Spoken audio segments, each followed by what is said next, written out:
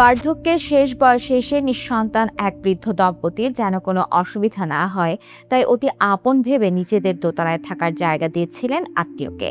কিন্তু কে জানতো সেই চেনা মানুষেরাই রাতের অন্ধকারে মুখ বুজে থাকবে এক পৈশাচিক লোভ নিয়ে। গভীর রাতে ছুরির মুখে জিম্মি করে জমি বিক্রির গচ্ছিত ৩২ লাখ আর ১১ ভরি স্বর্ণালঙ্কার লুট করে পালিয়ে গেল খোদ ঘরের মানুষেরাই। নওগাঁর পোরশায় ঘটে যাওয়া এ ভয়ঙ্কর দস্যুতার নেপথ্যে ঠিক কি ঘটেছিল, পিবিআই কিভাবে উন্মোচন করলো এই পারিবারিক বিশ্বাসঘাতকতার রোমহর্ষক রহস্য। নওগাঁ জেলার পোরশা উপজেলায় ঘটে গেছে এক বুক কাঁপানো ও বিশ্বাসভঙ্গের দস্যুতার ঘটনা। দীর্ঘদিন ধরে নিঃসন্তান এক বৃদ্ধ দম্পতির সঙ্গে একই বাড়িতে বসবাস করতেন তাদেরই অত্যন্ত ঘনিষ্ঠ আত্মীয় ফজলে আহমেদ ও তার স্ত্রী ফাতেমা খাতুন। কিন্তু গত ১৬ এপ্রিল রাতের আধারে ঘটে যায় এক চরম নাটকীয় ও নৃশংস ঘটনা। জিম্মি করে লুট করে নেওয়া হয় ৩২ লাখ টাকা ও বিপুল পরিমাণ স্বর্ণালঙ্কার।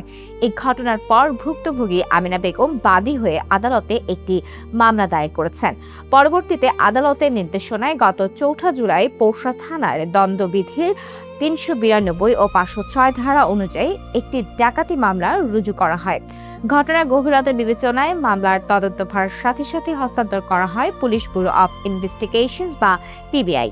নওগাঁ জেলার ওপর পিবিআই এর চৌকস তদন্ত কর্মকর্তা পুলিশ পরিদর্শক মোহাম্মদ আসাদুজ্জামান মামলাটি হাতে নেওয়ার পরপরই উন্মোচিত হতে শুরু করে ঘটনার পেছনের আসল রহস্য। পিবিআই এর তদন্ত ও প্রধান আসামির জবানবন্দি বিশ্লেষণ করলে যে সত্যটা সামনে আসে তা রীতিমতো শিউরে ওঠার মতো। ভুক্তভোগী বৃদ্ধ দম্পতি নিঃসন্তান এবং বার্ধক্যজনিত বিভিন্ন রোগে আক্রান্ত ছিলেন। তাদের একা থাকার অসহায়ত্ব আর অসুস্থতার কথা বিবেচনা করেই দয়ার বশে দোতলায় একটি ঘরে থাকতে দেওয়া হয়েছিল আত্মীয় ফজলে আহমেদ ও তার স্ত্রী ফাতেমাকে। কিন্তু গত ১৬ এপ্রিল রাত আনুমানিক ১১:৩০টায় চারদিক যখন নিস্তব্ধ তখন এই দয়ার প্রতিদান দিতে নরকের পথ বেছে নেয় এই দম্পতি। ফজলে আহমেদ ও ফাতেমা খাতুন চুপি চুপি বৃদ্ধ দম্পতির শয়নকক্ষে প্রবেশ করে। কিছু বুঝে ওঠার আগেই তাদের গলায় ধারালো ছুরি ঠেকিয়ে জিম্মি করা হয়। চিৎকার করলে কেটে ফেলা হবে গলা এমন নিথর করা হুমকিতে স্তব্ধ হয়ে যান দুই বৃদ্ধা। এরপর ভয় দেখিয়ে আলমারির চাবি কেড়ে নেয় তারা। ড্রয়ার খুলে জমি বিক্রির গচ্ছিত নগদ ৩২ লাখ টাকা এবং আলমারিতে থাকা ১১ ভরি স্বর্ণালঙ্কার লুট করে নিয়ে মুহূর্তের মধ্যে রাতের অন্ধকারে চম্পট দেয় তারা। টাকা ও সোনার লোভে অতি চেনা মানুষগুলো কিভাবে এক নিমিষেই জল্লাদ হয়ে উঠতে পারে, এই ঘটনা তারই এক জলজান্ত প্রমাণ। তবে অপরাধ করে কিন্তু পার পায়নি তারা। ঘটনার পর ছায়া তদন্তে নামে পিবিআই। নওগাঁর একটি বিশেষ দল অত্যন্ত নিখুঁতভাবে তথ্য প্রযুক্তি এবং নিজস্ব গোয়েন্দা তথ্যের উপর ভিত্তি করে গত ১২ জুলাই মাত্র কয়েকদিনের মাথায় নওগাঁ সদর থানার বালুডাঙ্গা বাসস্ট্যান্ড এলাকায় অভিযান চালায় পিবিআই।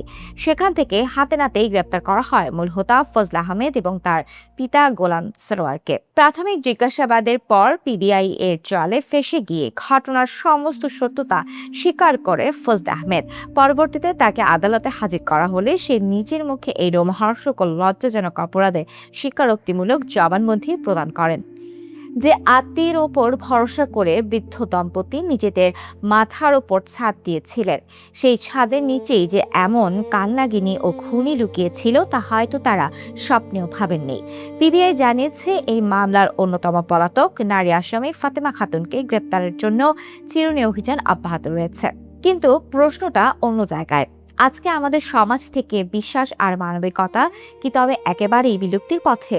নগদ টাকা আর সোনার লোভে নিজের অতি আপন ও অসহায় মানুষকে ছুরির নিচে জিম্মি করতে যারা হাত কাঁপে না, তারা কি মানুষ নামের যোগ্য? পিবিআই এর দ্রুত তদন্ত ও গ্রেপ্তারের পর সচেতন মহলের এখন একটাই চাওয়া, এই বিশ্বাসঘাতকদের যেন এমন কঠোর শাস্তি নিশ্চিত করা হয় যা দেখে আর কোনো চেনা শত্রু বিশ্বাসের সুযোগ নিয়ে দস্যুতা করার সাহস না পায়।